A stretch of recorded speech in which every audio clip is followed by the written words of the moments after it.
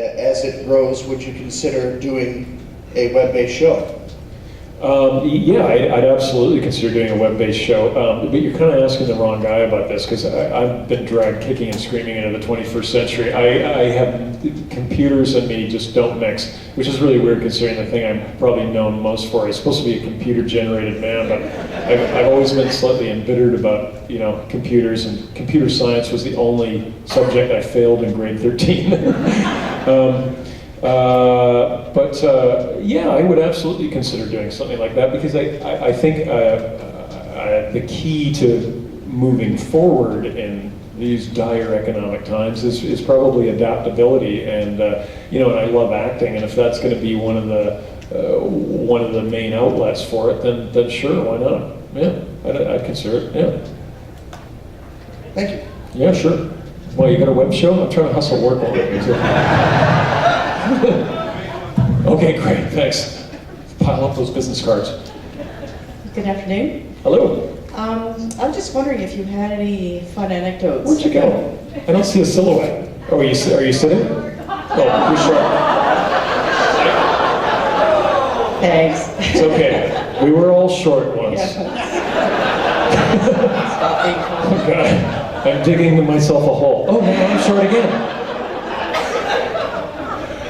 Do you have any anecdotes from your days at Lakefield College School? And did you actually meet Prince Andrew when he was there? No, because I left, I think it was either the year or 2 years before he was there. No, Lakefield was great, actually. It was 4 very happy years, and not many people can say that about their time in high school. But no, it was a blast. Do I have any anecdotes? Other than there was one other guy and I that what can I tell you? It's not X-rated.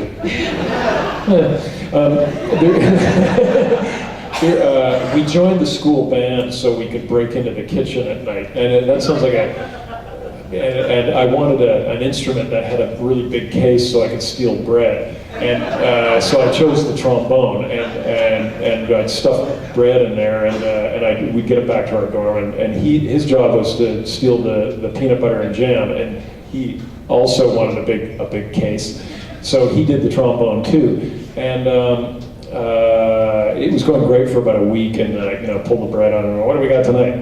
And Phil Anderson was his name. He lifted up the case, and all the peanut butter and jam had rolled over into the trombone, and sort of got stuck in the stops and everything.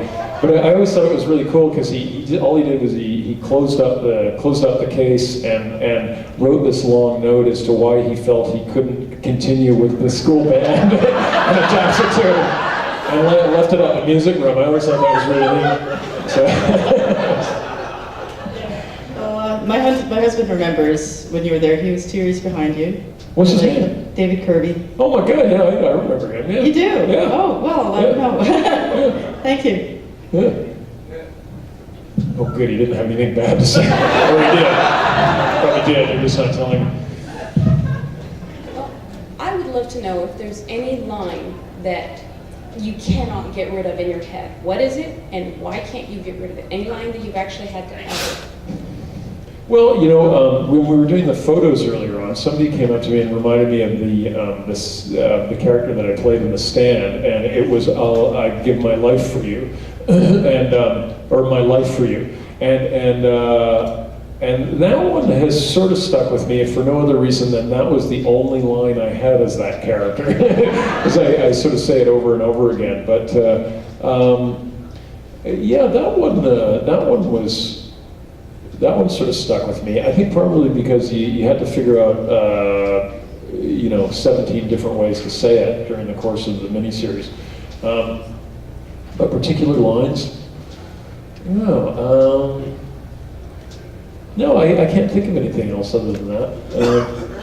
I mean, there's been some great lines at the time, but I guess sort of 3 or 4 weeks after it finishes, I usually sort of shake off what I'm doing, if for no other reason than I'm going on to the next thing, But if I'm not, then I usually do these excruciating postmortems on everything that I've done, and then the line tends to stick with you whether you like it or not. You know?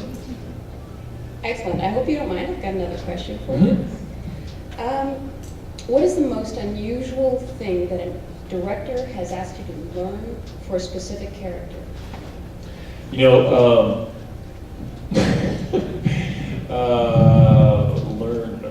well, you know, the directors don't normally do that. Usually you're kind of doing your own research, you know, yourself, and you're going to go off and do that yourself. But in this thing that I was telling you about, the South African job, the character that I was playing was bemoaning the fact that his friend had been killed in Darfur, and he asked me to get completely pie-eyed drunk for the scene, like really, really drunk. And it was, you know, 115 degrees, and I started drinking at noon.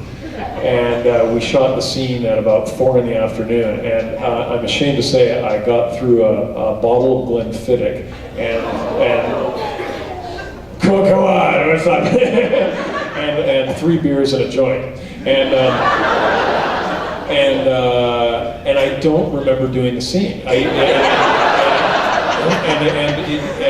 the next morning, it was Sunday morning. I was so paranoid. I phoned up the first assistant director and I said, I didn't do the scene.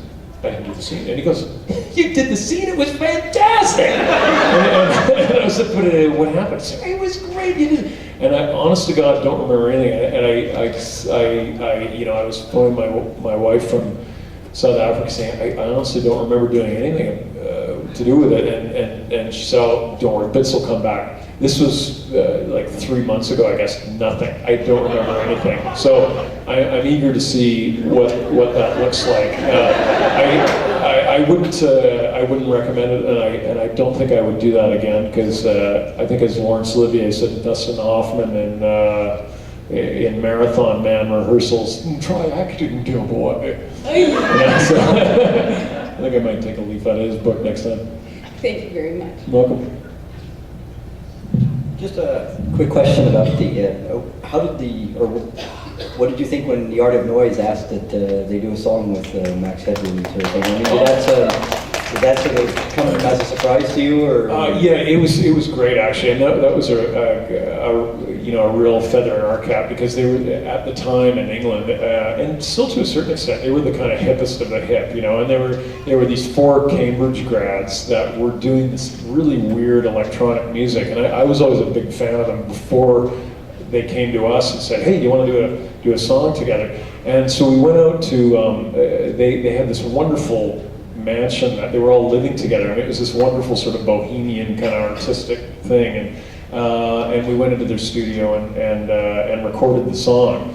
And it's great in the video because you can tell the exact moment when we ran out of money, because Max is supposed to be this 24/7 broadcaster who's never allowed to go to sleep. So we thought it'd be kind of fun to have all the things floating past his line of sight that he was paranoid about, because, you know, with the insomnia, he was getting freaked out. So, you know, when it first starts off, you see policemen, Doberman pinchers, toasters,